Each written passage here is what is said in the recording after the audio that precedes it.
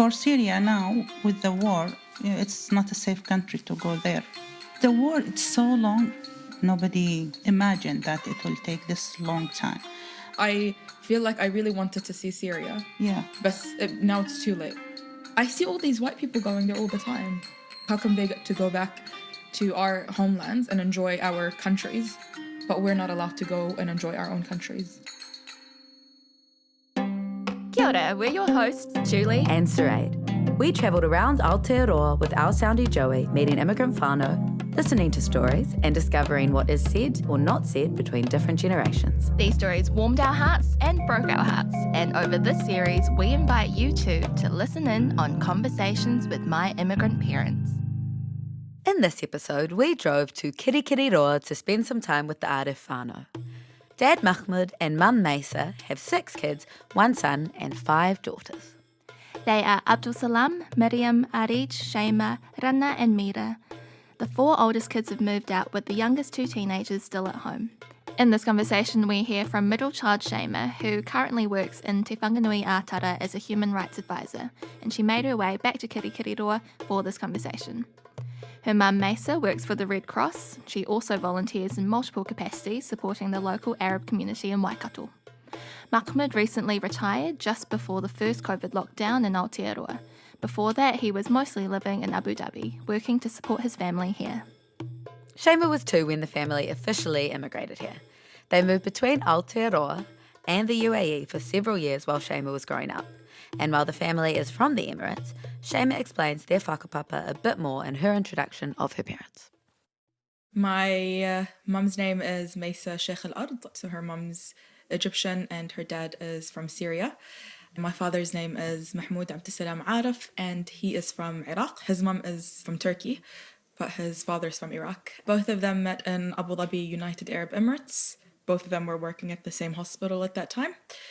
As you can tell, me and my mum look exactly alike, but our personalities can be quite different. She's experienced quite a lot in her life, and so I think she doesn't like to show her vulnerabilities because she wants to kind of be that rock for the entire whānau. My dad, I think I get a lot of my humor from my dad, to be honest. He is very humorous. He likes to trip me up every 5 seconds when we're walking, so I'm really guarded now. Shaima, she's my 3rd daughter, and she's 4th from all my kids. Not like the other kids. She's shouting for the word. Really, she have her voice. Our community, we need some leader women like Shaima. I'm really proud of her. She's very nice, adorable. When she comes, she turned the house a little funny. Actually, we needed in the family one like Shaima. Okay, question. When was the moment in your lives when you guys decided, we can't continue here in the UAE and we should actually try to immigrate somewhere else for the family? At the moment was at 1990. The war. The Yes. second Gulf War. The first Gulf War was with Iran-Iraq war for 8 years. Yeah. It took us 8 years from 1980 to 1988. But things was okay after, but then comes the second Gulf War. At that time, it was very difficult for Iraqis to stay there in the Gulf because all the allies are against Iraq. Our passport was the worst passport at that time until now. So if you want to go anywhere, they tell, what's your nationality? Yes, Iraqi. No visa. No. 3 or 4 countries, they don't need visa for us to go. So I decided at that time to do the immigration. I would prepare all my papers and I submit my papers to many countries, Canada, US, Australia, and New Zealand. The process in New Zealand goes too fast. It took about just 4 months. They replied to me and just go and do so, and the papers were finished. So I thought this is a sign from God to go to this country. But the funny things, that it was the fastest to come here, as a skilled immigrant, like for that, because he's a specialist dermatologist and so on. It didn't take time, but in the same time, when he arrived here, they said, "Sorry, you can't work because." No, that's what you call it. I'm not regretting coming here, but I'm disappointed. Yeah. Because when I applied and submit my papers, I applied and submit as a physician. And I'm a specialist with a postgraduate. There was at that time something called the point system. Yeah. And I took my points according to my qualifications. But unfortunately, when I came here, they said, no, you cannot work because we have a system and the system is very tough. And I have to go back from the beginning as a general practitioner, not as a specialist. And I met the head of department in Auckland, and he told me, and still remember, it was an interview, this is a long, long marathon. If I would, in the same position, I would not do it. I told him, I will not do it, of course, going from scratch. I'm happy that you are here and we are here. You are safe. It's a respectable place. But for that point particularly, I'm disappointed. That sucks. Yeah. That actually, it's a lot of people have gone through that, I've heard, of like being completely specialized and skilled in the Middle East. And Yeah, because I thought at that time it's a mutual thing, that I need to come here for some reasons. And they also need us for our skills. yeah. They didn't accept. Anyhow, so this is how Yeah. it goes. So frustrating. I mean, it's sad that there has to be a sacrifice, I guess. Why couldn't we have the both? I'm 63. With all this experience, I can do a lot for the country. So what I'm going to do now? I cannot do any job. After 33 years of working in my field, I cannot do anything. Except in my field. We have a garden, so you can.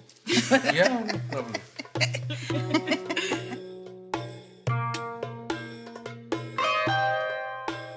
This is so unfair. Yeah. It's so counterintuitive. And it feels like it's just fueling all these crappy arguments.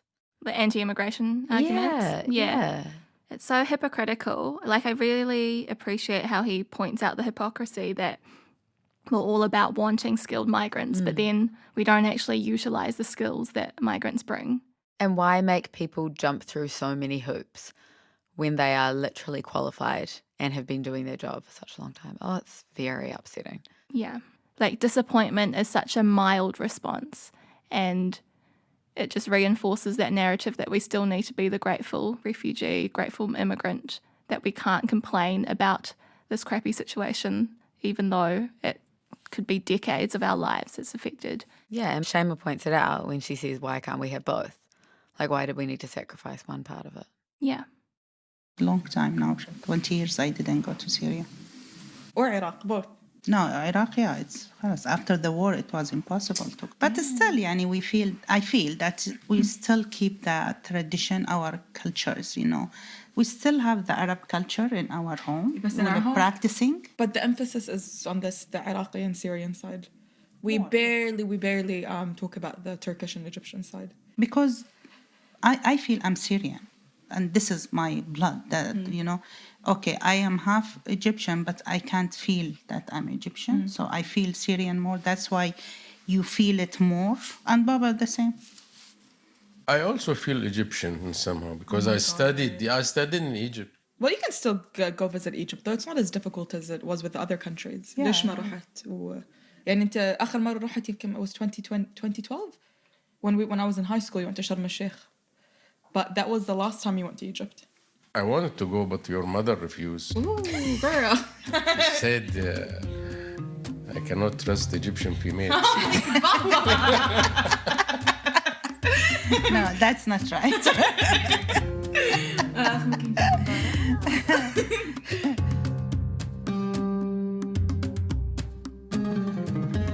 So to give a bit of context for this next section, Shaima's granddad, or Mahmoud's dad, was actually a former president of Iraq, and that affects how the family is able or not able to travel back to the country.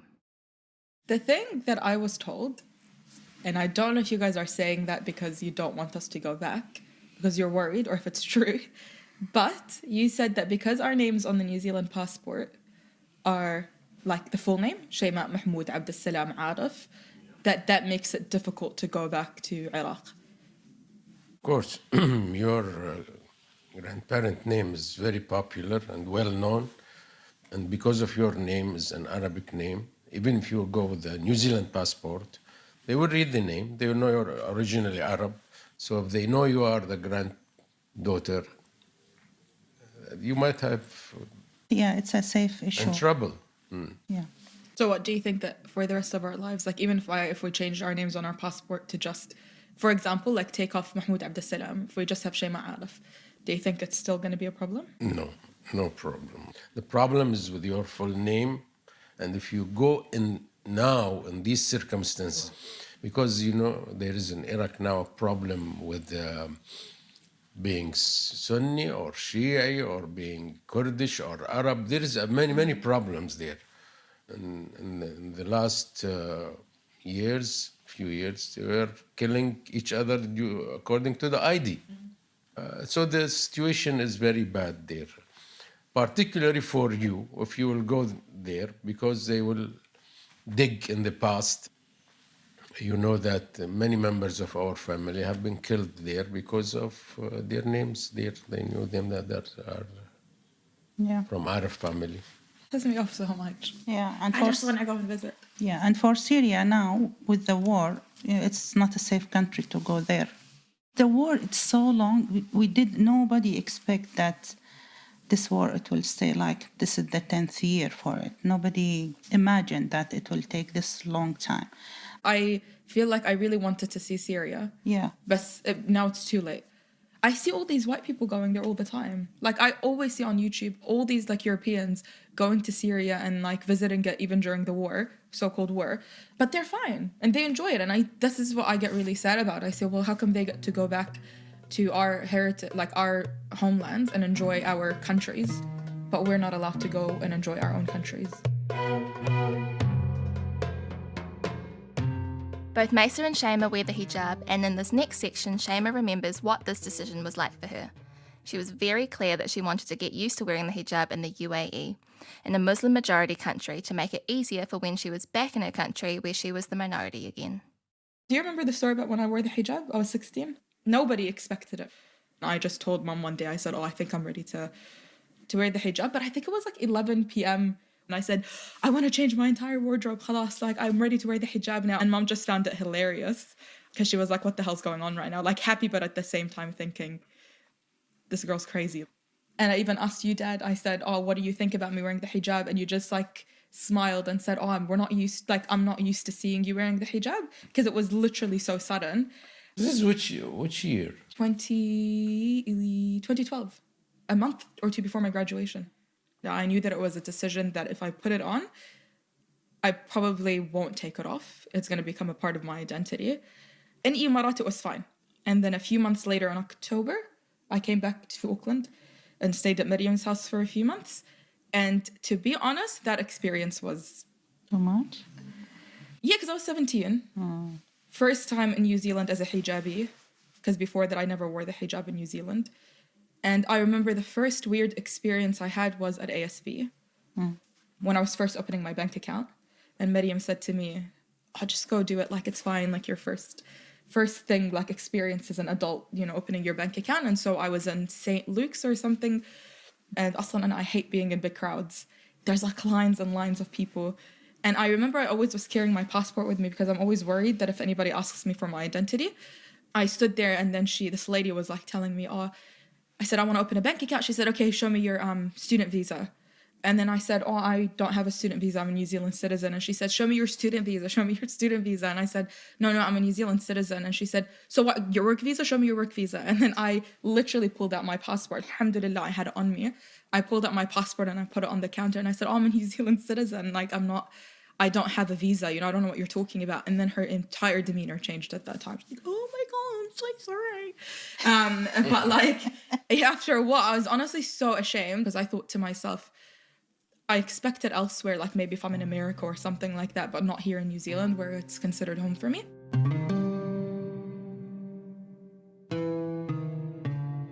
So I think on this podcast, we don't want to focus the family's experiences to only revolve around racism.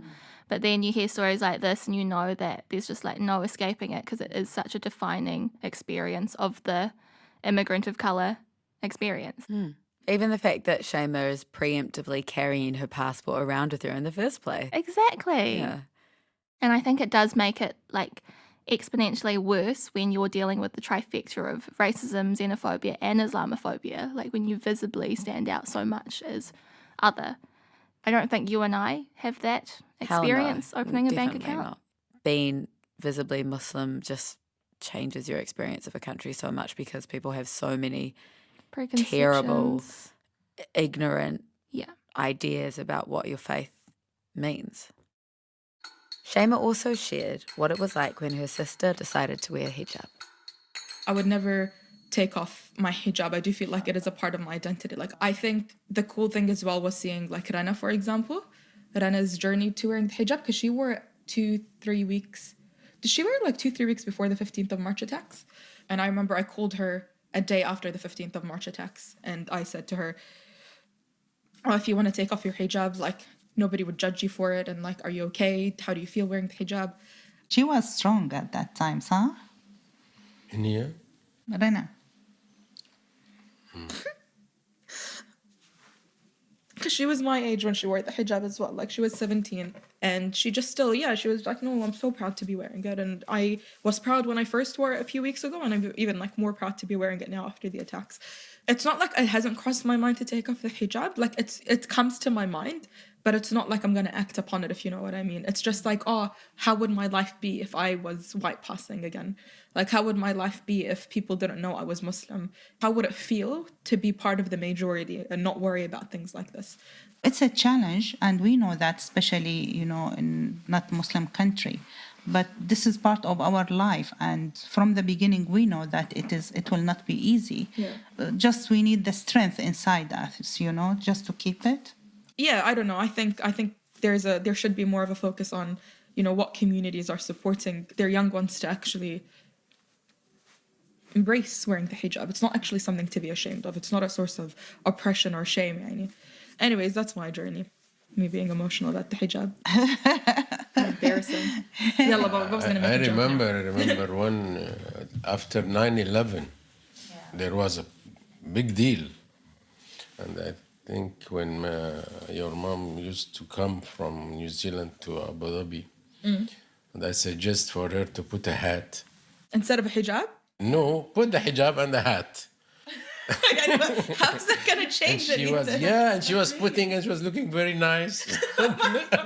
And she was, nobody was, In that time, it was difficult. that A lot of particular women. time. You told me that people were telling you, no, you should probably take off the hijab, but you chose not to. Actually, I didn't feel it. I saw many of my friends, they changed the hijab to hat. But for me, I couldn't feel the discrimination at that time about the hijab. But some people, they really have a very bad time with attacking and names and so on.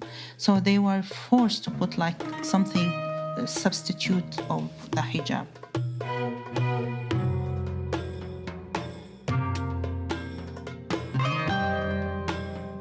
One time, in the white buffet that we have, the one اللي بالبيت بغرفتكم كانت.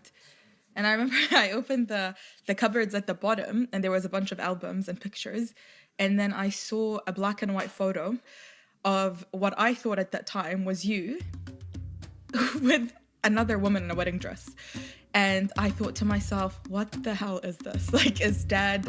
I thought to myself, was dad married before mom? Like, and why does mom have it like at home? Like, why is she holding on to this memory? And so I took it out and I said, Mama, like, I think I even said it like in a whisper, because as if, I don't want dad to hear. And what's this photo of dad with this other woman? Like, is he married? Is he married to someone else? And then mom at that point explained to me, like, dad had a twin. But yeah, you kind of explained the story that this is dad's twin and he passed away and this and this and that. And I was just bewildered. Like, I couldn't believe that I couldn't believe it. I don't know. It's just weird. I never knew that our family had I can't explain it. Like dad, but it's not dad. It's somebody who looks exactly like him, but not him. And We are the last, me and my brother Muhammad. We are what so-called too identical. And sometimes when I look to myself to the mirror, I see him. I have a mole here, and that's the only one they can distinguish us. Even when they come to with us as relatives, they used to turn my neck like this and see this mole here, and then they, oh, this is Mahmoud, that's Mahmoud. But unfortunately, he passed away early. And when he passed away, he was having a baby of 3 months old. That was in 1983. After in 1990, when we went to Iraq for the first visit And the last. and the last visit, and I never saw her before, his wife. And I called her, and I told her that I'm going to come and visit. I still remember when I talked to her by the phone, she took about a minute She thought you were her. because the same voice. And she was a bit shocked.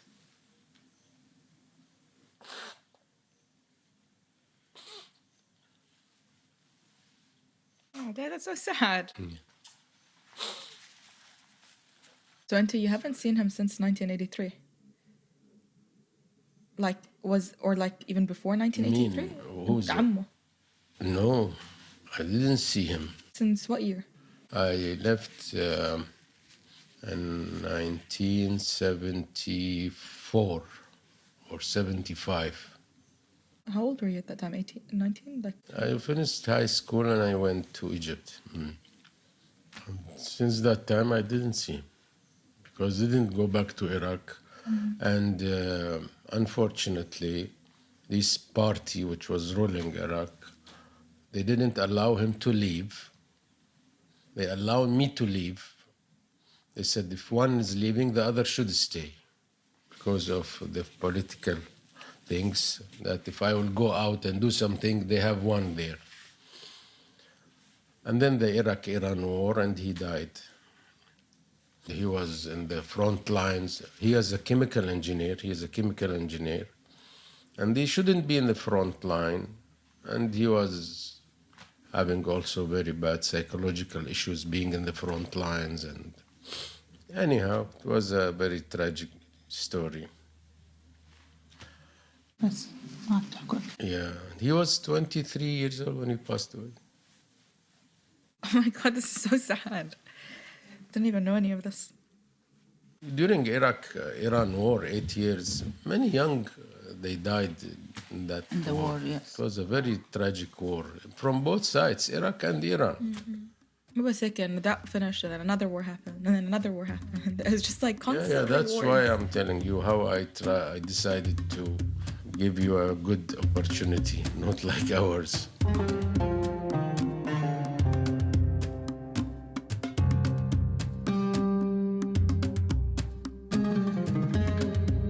I'm really learning that grief is such a journey, and I was not at all surprised that Mahmoud got emotional when he was talking about his brother here.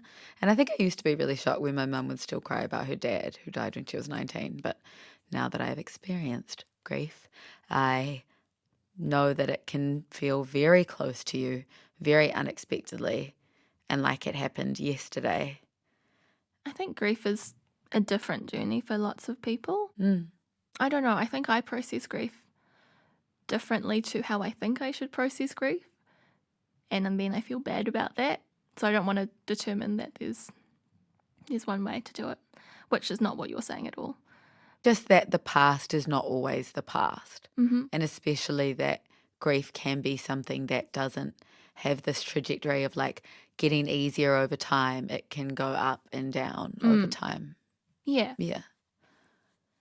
In this next section, the family discuss how their experience as Arab immigrants to this country might be different to those who arrive here without a choice, who come here as refugees. I think my working with the refugee and feeling that they are start to be isolated from the community with the language barrier and so on, it was essential to make like Arab community because, okay, we have the Muslim community, but with the language barrier, also they can't fit. It's hard for them to be completely feel fit with this community. So it was essential to make Arab community so they feel that there is people who share with them the language, the culture, and so on. Since we're here in exile, I think we do have to build connections with each other because a lot of us come here without extra families. So it's the nuclear family that comes. And they don't like the cousins aren't here, the extended relatives aren't here. And you see this with the smaller things. When we have like a pregnant woman and she want to go to the hospital, she don't have mother or someone to support, and she's just calling any one of her friends just to be with her. She don't need anything, just to support, So these small things to feel safe that there is someone with you, understand when Especially when they are new here. I get that, Later. but I guess like I'm saying, because my experiences have been mainly not with Arabs, I tend to not just focus on the Arab community. Whereas had my experiences been different يمكن نفس الشيء كان.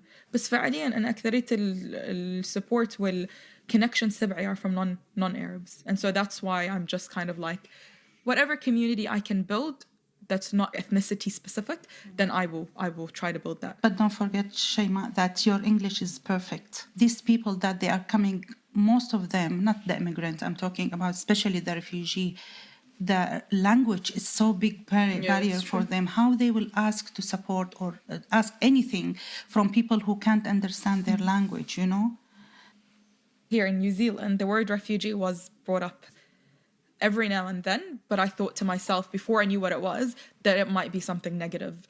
The refugee is sort of like maybe a stigma. I don't know why, but it was there. When I was in high school, the Arab Spring happened and it was really, really intense. And then the civil war in Syria happened. We already had from the Iraqi side a lot of refugees, obviously in New Zealand, but then it became also from my Syrian side, all my people now were becoming refugees again. We had to start understanding more about it and being more educated about what is an asylum seeker, what is a refugee, and how we have to play our part to actually be helping our people as well. Because it's a privilege not to think about it. It really is. But in the same time, sometimes to use the word refugee and keep it, all the time, refugee or former refugee, as we want to differentiate these people for all their life as a refugee. When they come here, they have like a permanent residence. So they will be like the immigrant. They will be the same as us. So to keep these people in this frame, the label as a refugee all their life, it's not fair. And I feel it's why? It's not fair, but that's not up to us to decide. It's up to them to decide. We shouldn't other them. We shouldn't call people former refugees on a daily basis or on a constant basis. But I do know people who are former refugees who say it is a massive part of my identity. And every time I introduce myself, I want to say I'm a former refugee. Why? Because it's something big in their life. Their families have gone through so much that they weren't able to decide and plan to come to New Zealand. Their family has had to struggle so much. And they came as refugees because they had to flee such a significant event. So they say, yes, I'm proud because my parents didn't come as immigrants. They came as refugees. No, I'm not saying to be not proud. But they want to label themselves as former refugees, not refugees. I'm afraid that we as a community, we are labeling these people. Yeah, to that's be the a refugee. You are a refugee and you will live all your life as a refugee. Yeah. The immigrant also, they have their own struggling. No immigrant come because he wants just, to have a luxury life. They have their struggling in their way and they come here. Like the refugee, they have their struggling and they find a country to come and settle down. So هل بتفكر البيض مثلا نفس الشيء؟ الimmigrants اليوروبيان اللي جايين لهون. No, sometimes they just want to. No, I'm talking the people of color, and I know that we are different. Yeah, that's true, and it's not a comparison of struggles. Until now, we have this differentiation that we don't talk about it. It's the hidden stuff. But we know that there is also differentiation in the treatment between the immigrant and the refugee. I think apart from just the whole concept of like Arab refugees and Arab immigrants, when we decided to come to Aotearoa as immigrants, at that time, things maybe were a little bit less intense in our homelands, for example. But unfortunately, the more years progress, the more we are finding that obviously a war is happening in this country, in that country, Even though we haven't come through the refugee process, we have whānau who are becoming refugees because of wars in the homeland. And that is a point of conflict between a lot of immigrants and refugee communities. It's not anybody's fault, literally. It's not immigrant community's fault. It's not refugee community's fault. It's nobody's fault but the structure that we're currently living in.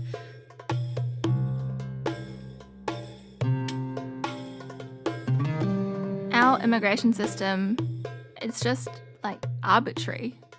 Like it's just made up rules, and it's made up by a colonial government with no input from Māori.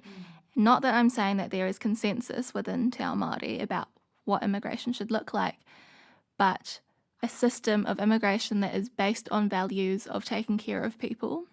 For example, making sure that families are able to stay together, like a values-based immigration system is possible, not a numbers-based immigration system, which is what we have now, which is all about stats and economic deciding value. someone's worth based on their economic value. And the idea of deciding someone's worth is so messed up in the first place. Exactly. Aren't all rules around immigration arbitrary? Borders aren't real. Yeah. New Zealand's kind of, because it's an island. Yeah. Yeah.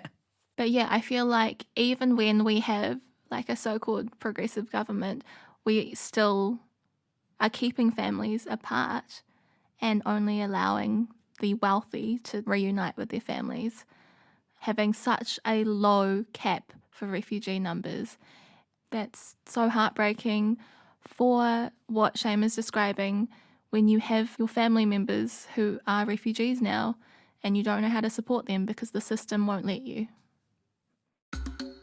In this next section, Shema asks her parents very honestly why they had so many children.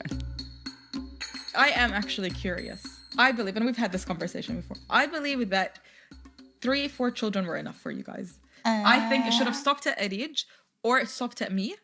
Not because I'm the best, but like I think it should have stopped at me. I think I'm a handful, mashallah. All of a sudden, like a 7 year age gap between Rana and I, and you decided to have these 2 younger ones. It is a blessing, but I'm just like, why? Genuine question. Okay, I'll make it softer. Why? First, I like the big family. I love big family. You came from a small family. Yeah, that's why I Damn like it. I dug myself a hole in that one. So I love the big family. Dad also the same. Dad, you like a big family? I like big family, and also I cannot imagine time without a kid, a baby. Yeah. That's why I love cats. Oh, God, nice segue. I love kittens. When I don't have a baby, I go and bring kitten. I was at the time having 12 kittens. Can you imagine our life without your sisters now? Can I say, like, technically speaking, you guys would have saved so much money. Okay? This is money-wise, First and we of don't all, care about money, The by the second way. thing is you guys would have been on a cruise ship somewhere around the world. Did you hear something called the power of choice? This is our choice, to have 6 and maybe 8.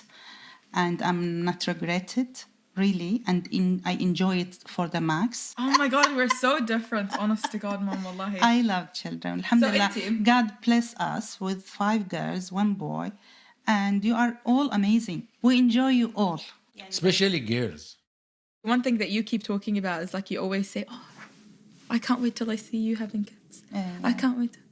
And I've hyped you up for both of you guys up. I'm trying to prepare you guys mentally to know that the next grandchild you will have will be from your 3 oldest or 2 youngest. You know, in one of my life course session, I write a big story about me with father and your sisters, and one of that, it was for you, and you are coming with your husband, you were pregnant, and you have 1 little in your hands.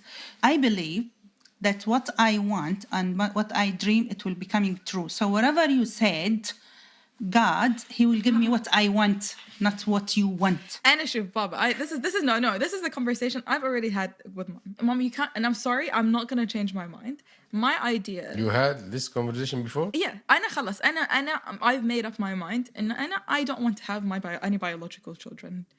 I don't want to have biological children. And if anything, I'm going to, inshallah, either go through the process of adopting or in permanent caregiving. And mom thinks that that is very strange for me not to want to have children. Why would I bring another child into this Maybe you world? are passing in some It's not a period phase. of It's not a time. phase, Dad, because I've been thinking about this since I was like 2021 or something. I don't want to have children. No, you شو never know. لا يتقدم ولا Because you never met the right person. If you find one unlike your father, Oh my God. you cannot resist. We have 6 kids. Every one of them, alhamdulillah, have good education, good career, good life. So why we don't bring... But it wasn't that easy, Mom. Did I complain? I complain. You complain as you want. I complain. I don't know my... For yourself, don't make 7 or 8. 1 or 2 enough. Okay, but there are so many children in our community out there that don't have family, they don't have parents, being put in the system and they have nobody to take care of them. Okay, I'm against you, Suffer. okay? No, you're not, because I'm against you. We've had this conversation. If I end up adopting, you guys would be accepting of my child. You just were talking about us and them with the refugee thing. You wouldn't treat my child any differently. What, you're gonna treat my little cute ass baby like he's not part of the family? I'll agree with you guys on one thing. And if I have a child, a biological child, honest to God, he or she will be the most beautiful out of all the grandchildren. And I admit that. You know, I don't want the rest of the grandchildren to feel competitive, you know, and how are we gonna be as cute as Shayma's child? I'm giving Mariam's children and Arif's children and Salam's children and Rana and Mira's children a shot. Because then everybody will be Please comparing keep them to this as a record. Because next year, if she got married, we'll show her this. It's never gonna happen anytime soon. You don't know. You never know. I quite like how Mesa just gives up at some point in this conversation. Like she knows she's can't be bothered. And it's quite funny how even though Shayma's parents already have grandkids, they're still pushing for more. Like they just can't get enough. I really admire Shayma's stand and Shayma's decision. Yeah, I think I feel similarly. I know You do. you want kids. I'm sort of like, I don't need that. But I really respect Shayma's deep reasoning that she doesn't want to pass on any intergenerational trauma and she thinks the world sucks. Has enough kids as well who need families to Yeah. take care of them. Yeah. But that she doesn't want to bring new life into a world that is so broken. Home is family. As long as I have my husband, my children, grandchildren, this is my home. Wherever it is, I don't care about the place as long as they are around me. Yeah, I think there is a proverb, it's an Arabic proverb used to say, wherever the place that you can sleep safely like a baby, that's your home. That's your home. So yes, I agree with that. The home when you feel safe, respectable, that's the home. And do you feel New Zealand is home? Hamilton, Oh, specifically. Okay. not Auckland. Well, that's good to know, though. If you say the closest thing, what's the closest thing to home? I'll say the closest thing I have to home is Aotearoa.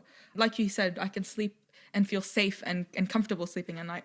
But I don't think we should settle down for that concept of home. I think home is something far greater than this. It's a place where you can completely feel at peace at. It's a place where you don't have to worry about who you are.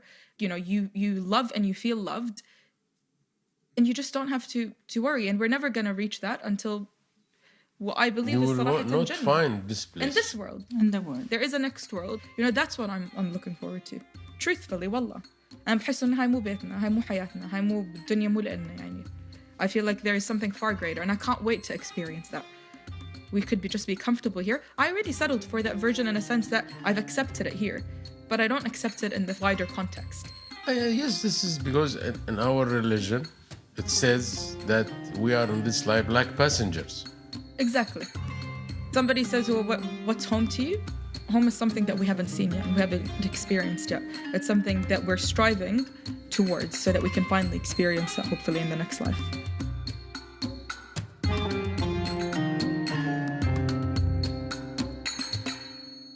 Wow. We got emotional when we heard this for the first time. And I got emotional again just now. Again, yeah. I think it's hard to listen to because of how honestly Shayma says that it is not good enough here instead of pretending that it is. Yeah, I think that's really true. and also makes me think about life and death. I'm really scared of death or the idea of not existing, but then hearing someone speak like this, it is what makes me wish I had a strong religion so that I could feel more at peace. She's at peace, is how I interpret that. You probably feel differently. I do feel differently. I actually feel like nothing can be as hard as being alive. And whatever's coming next has to be better because this shit is so hard. It's a great way to end the episode and a great way to end the series. So, ka nui te mihi ki a koutou, the Arif family, for showing us kirikiri roa, for letting us be with you and your beautiful whare, for preparing those amazing snack platters, and for being We love snacks. We love snacks. And for being so gracious and so humble with your storytelling. So this is the last episode of our second series. Conversations with my immigrant parents. How do we feel? We're just trying to do a little bit of wrap up here. trying to What have we learned? trying to cap off something that we really can't. I feel like you can pretty much turn the mic on anyone because everyone has lived these rich, vibrant experiences that most of the time we just don't hear because we aren't prioritising immigrant voices here in Aotearoa. I don't know if people are listening to this podcast and they just think that we've found these amazing families, and they are amazing families, but you could talk to so many different people who have gone through the immigrant experience or are a child of an immigrant, and you would hear similar incredible stories. Families are so full of love and fear Tension. and guilt and resentment and admiration and need. Like there's so much in that unit, even if the unit is fractured or if part of it is missing. Like it's still something where there are so many different relationships that are so important. We really want to honour how valid and important all sides of that experience is, because we are limited in how we see the world. Being able to hear all these different narratives and perspectives makes us more connected to the world and opens ourselves up, unpacks our misconceptions and biases. And I just feel like we've been really lucky to have done this for our job. Yes, I agree. We want to thank you all so much for listening and for sharing this series with your friends, your communities, and we hope these stories have touched your lives as much as they have touched ours. Exactly. You can check out photos and videos of all our families on Facebook at Where Are You From Really, Instagram at Combos With My, and on RNZ's website. Conversations with My Immigrant Parents was created, produced and directed by Julie Zhu and Saray De Silva. Location recording by Joey Siasoko. Studio recording by Jill Eva Craig at The Secret Beehive. And sound edited and mixed by Emi Pagoni. Our cover image is illustrated by Ngā Mutane Jones at Miss Memo and designed by Sonia Milford. A huge thanks also to Kay Elmers and Tim Burnell from RNZ Commissioning. Conversations with My Immigrant Parents was made possible by the RNZ NZ On Air Innovation Fund. He ko nai ipurangi tēnei ma te reo irirangi o Aotearoa.